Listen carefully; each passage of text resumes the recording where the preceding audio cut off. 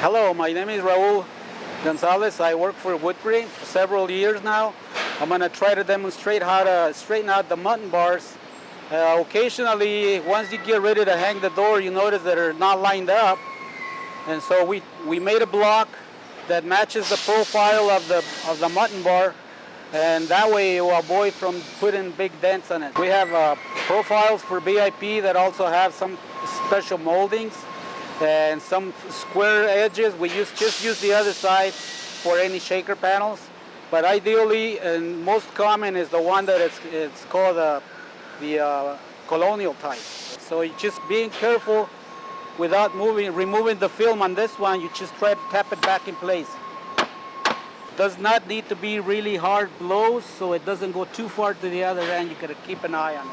Points that came out on this topic is you check for the bug on the glass. This comes out of the factory.